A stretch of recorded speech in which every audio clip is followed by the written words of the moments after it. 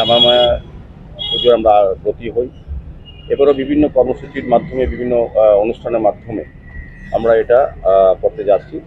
আগামীকাল সন্ধ্যা 6:30 ঘটিকা আমাদের মাঙ্গলিক অনুষ্ঠানের মধ্যে রাজ্যের জনপ্রিয় মুখ্যমন্ত্রী প্রফেসর ডক্টর মানিক শাহ মহোদয়ের হাত ধরে আনুষ্ঠানিকভাবে আমাদের এই 3 দিনব্যাপী অনুষ্ঠান 19, 20 এবং 21 তারিখ এর সূচনা হবে। তো 19 তারিখ 6:30টায় মাননীয় মুখ্যমন্ত্রী প্রফেসর ডক্টর মানিক শাহ মহোদয় আনুষ্ঠানিকভাবে এটা অনুষ্ঠান শুরু করবেন। তারপর সাংস্কৃতিক সন্ধ্যা থাকবে প্রতিদিনই। 20 তারিখও আমাদের এখানে সাংস্কৃতিক অনুষ্ঠান হবে, 21 তারিখে হবে।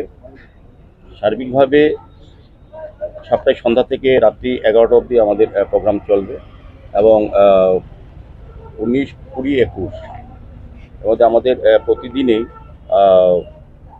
প্রসাদ বিতরণ করা হবে।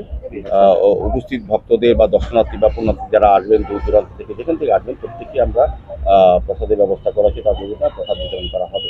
তো সার্বিকভাবে বিভিন্ন কালচারাল প্রোগ্রাম, শ্যামা সঙ্গীত, বিভিন্ন বাউল, লোকগীতি, লোকসঙ্গীত, এই ধরনের প্রোগ্রাম থাকবে।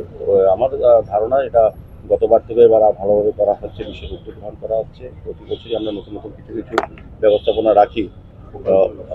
ভোকাল ফর লোকাল উপর রেখে আমাদের কয়েকটি স্টল আমার থাকবে এবং রাজ্য সরকারও বিভিন্ন দপ্তরে কী কী অন্যান্য কাজ করেছে সেটাও আমাদের এখানে করা হবে। সার্বিকভাবে পুজোর পরিবেশটা একটা সার্বিক আঙ্গিনে রূপ দেওয়ার জন্য বিভিন্ন ব্যবস্থা গ্রহণ করা হচ্ছে। আজকের আমাদের সামাজিক সম্মেলনে বন্ধুদের কাছে আমরা উপস্থাপন করেছি। আমাদের মণ্ডল সভাপতি আছেন, আমাদের প্রাক্তন মণ্ডল সভাপতি আছেন, আমাদের ডিস্ট্রিক্ট প্রেসিডেন্ট আছেন, অসীমবাবু আছেন, আমাদের প্রাক্তন মণ্ডল সভাপতি বা অন্যান্য যারা অভিভাবক এই এলাকার 8টা অঞ্চল মণ্ডলে তারা প্রত্যেকে উপস্থিত আছেন। আমি সার্বিকভাবে আবারও শহরবাসী এবং রাজ্যবাসীকে আবেদন রাখবো বা আমাদের এই পুজোতে অংশগ্রহণ করার জন্য তাদের সাদর আমন্ত্রণ আমাদের রইল আমাদের 8টা অঞ্চল মণ্ডলের পক্ষ থেকে।